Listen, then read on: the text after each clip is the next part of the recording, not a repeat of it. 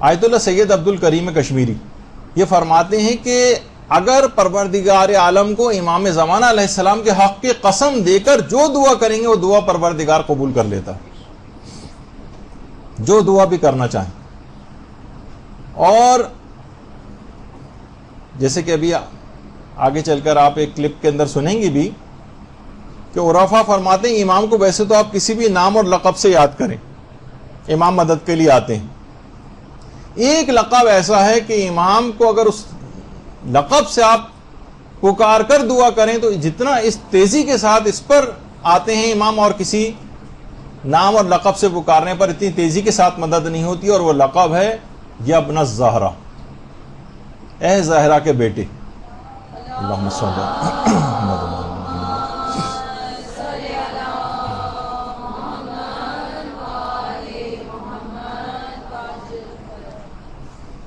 ہمارا مسئلہ بھی یہ ہے کہ دیکھیے دل سے اعتقاد کے ساتھ نہیں پکارتے،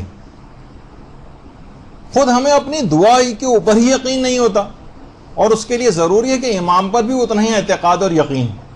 وہ فرماتے ہیں کہ خاص طور پر اگر ایک نماز پڑھی جائے، نماز استغاثہ امام زمانہ، اس کا آپ کو مختلف کتابوں کے اندر اس کا طریقہ کار بھی مل جائے گا. 2 رکعت نماز فجر کے طریقے سے ویسے پڑھی جاتی ہے، جس میں 595 دفعہ تو ہاتھوں کو آسمان کی طرف اٹھا کر یا حجت القائم کہا جاتا ہے، اور اس کے بعد سجدے میں جا کر 70 دفعہ یا صاحب الزمان اغیثینی یہ کہا جاتا ہے.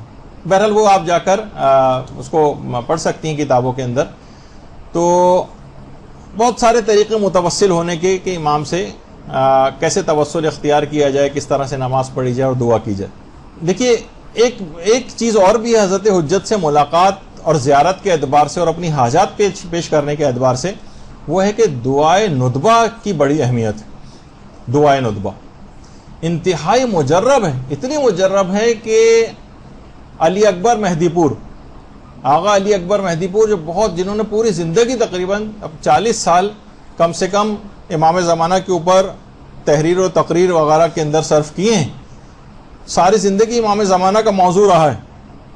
وہ فرماتے ہیں کہ کتنے ہی تجربے سے یہ بات ثابت ہو چکی ہے کہ دعائے ندبہ جس جگہ بھی پڑھی جائے گی، دعائے ندبہ جس جگہ بھی پڑھی جائے گی وہ امام زمانہ کی خصوصی عنایات ہوتی ہیں اس جگہ کے اوپر. کہہ رہے کتنے ہی بڑے بڑے علماء کی مثالیں انہوں نے لکھی ہیں. انہوں نے فرمایا کہ آیت اللہ مہدی شیرازی یہ خود فرماتے تھے کہ خاص اس جگہ پہ عنایات خاصہ امام کی ہو جاتی ہیں جس جگہ دعائے ندبہ پڑھی جاتی ہے، امام وہاں پر آتے بھی ہیں. آغا میر جہانی اور مہدی محدث، جن کے متعلق ملتا ہے کہ جب کبھی ممبر پہ جاتے تھے بہار کی 110 جلدوں کا مطالعہ کر کے جاتے تھے. اتنے زیادہ یعنی جو محتاط علماء تھے وہ تک بھی یہ بتاتے ہیں، اپنے تجربات نقل کرتے ہیں کہ امام زمانہ سے وہاں پر ملاقات بھی ممکن ہے اس محفل دعائے ندبہ میں، کیونکہ امام زمانہ دعائے ندبہ کی محفلوں میں بھی شریک ہوتے ہیں، اور ان کی زیارت بھی ممکن ہے. اور علماء نے کی بھی ہے، آغا نہاوندی نے، محدث نوری نے، کتنے علماء نے تمام واقعات کو لکھا ہے. آیت اللہ محمد خادمی شیرازی 1419 ہجری میں تو ان کی وفات ہوئی ہے اور اب 1435 چل رہا ہے. امام زمانہ کے موضوع پر کئی کتابیں بھی ان کی ہیں. یہ خود فرماتے ہیں آیت اللہ محمد خادمی شیرازی کہ میں حرم امام رضا علیہ السلام کی زیارت کے لیے گیا.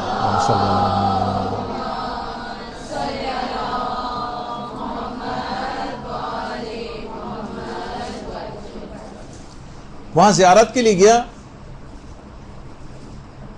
اور وہاں جا کر امام زمانہ کو یاد کر کے بہت رویا. دیکھیے یہی تو بات ہے کہ ہمیں کوئی تڑپ پیدا ہی نہیں ہے، اسی وجہ سے امام سے ملاقات ہمارے لیے بالکل بے معنی ایسی بات ہو کر رہ گئی، کوئی تڑپ ہی نہیں.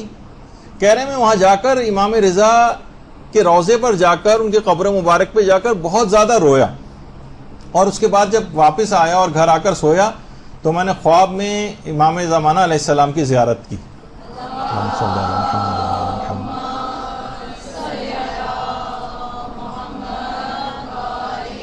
کافی دیر بات چیت ہوتی رہی امام سے، اور جب خدا حافظی کا وقت آیا تو میں نے کہا کہ مولا میری جان آپ پر قربان، کیا دوبارہ اس روسیہ کو کبھی اذن دیدار دیا جائے گا؟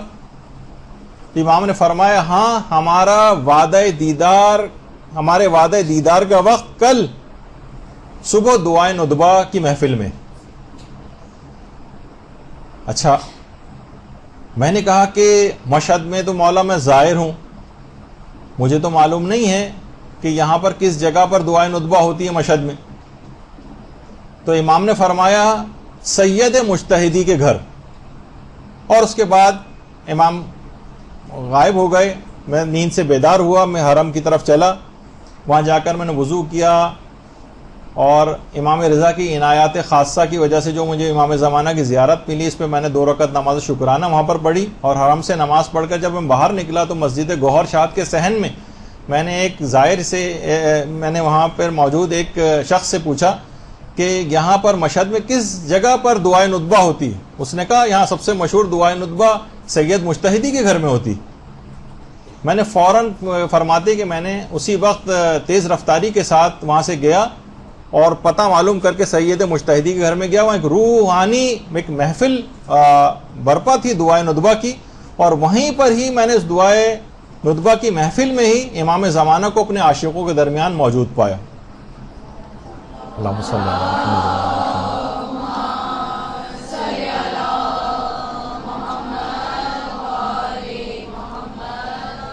انقلاب ایران جب نیا نیا آیا تھا، لوگوں میں جوش و جذبہ تھا اور دعائے ندبہ کے پروگرام وغیرہ ہوا کرتے تھے، لیکن اب پاکستان میں کم سے کم یہاں پر بہت کم ہوتی چلی جا رہی ہیں دعائے ندبہ بھی، دیگر دعاؤں کے پروگرامز بھی۔ ان کو دوبارہ گھروں کے اندر رائج کرنا چاہیے تاکہ امام زمانہ کی عنایات اس جگہ کے خاص اس جگہ کے اوپر جہاں دعائے ندبہ پڑھی جاتی ہے، آپ لوگ گھروں کے اندر اس دعا کا انعقاد کریں۔ اور ایک امام زمانہ کے لیے خاص ایک عمل جس کی تائید آیت اللہ وحید خراسانی نے کی۔ آیت اللہ وحید خراسانی فرماتے ہیں کہ روزانہ کچھ نہ کچھ تلاوت قرآن کر کے امام زمانہ کو ضرور ہدیہ کرنی چاہیے۔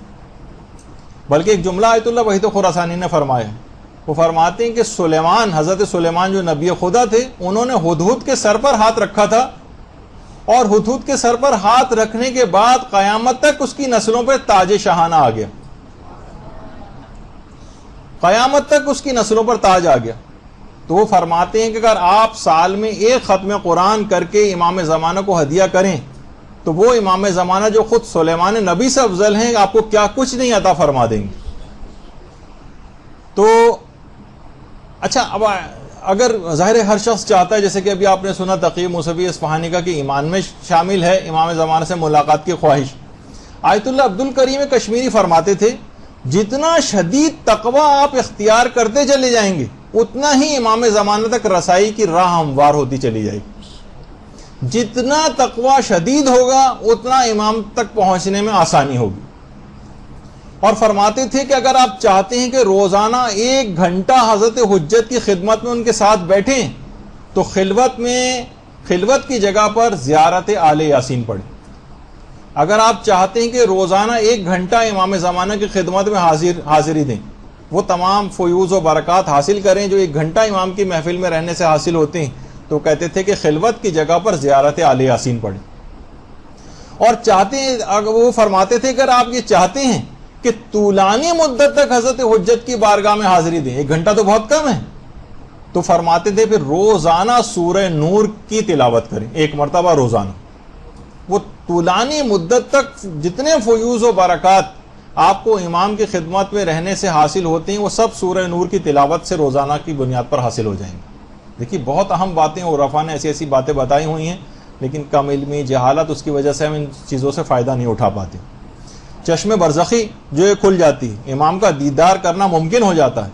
چشم برزخی کھولنے کے لیے خاص طور پر گناہوں سے اپنے آپ کو تو بچانا ہی ہے۔ وہ فرماتے تھے کہ روزانہ 3000 یا 4000 مرتبہ ذکر یونسیہ لا الہ الا انت سبحانک انی کنت من الظالمین یہ اگر پڑھا جائے تو وہ فرماتے تھے کہ بہت زیادہ چشم برزخی کھولنے کے لیے بڑا مجرب اور مفید ہے، لیکن ظاہر ہے اس کے ساتھ گناہوں سے پرہیز بڑا لازمی ہے، ورنہ ذکر کا آرامات اتنے نہیں ہوتے۔ اور تقویت قلب اور مکاشفات کے لیے بھی بہت خوب ہے یہ ذکر، رفع حجاب ہوتا ہے، نورانیت پیدا ہوتی ہے۔ عموماً لوگ عام طور پر جب اس کو کرنا شروع کرتے ہیں تو خود فرماتے تھے کہ آیت اللہ عبد الکریم کشمیری کہ لوگ بہت جلدی دل برداشتہ ہو جاتے ہیں، اتنے دن سے تو ہم کر رہے ہیں کوئی فائدہ ہمیں نظر نہیں آ رہا، وہ کہتے ہیں جتنے بھی اذکار اور یہ ان کے کم سے کم 1 سال تک مداومت کرنی ہوتی ہے، پھر اس کے نتائج ظاہر ہوتے ہیں. کم سے کم 1 سال تک آپ مسلسل کرتے رہیں، پھر آپ دیکھیں گے کہ اس کے نتیجے. لیکن اس میں جو کچے ہوتے ہیں، جلد باز ہوتے ہیں، یا کوئی غیر ہلائی ہدف ہوتا ہے، وہ خود ہی کٹ جاتے ہیں اس 1 سال کے عرصے میں اور اس کو کنٹینیو نہیں کر پاتے.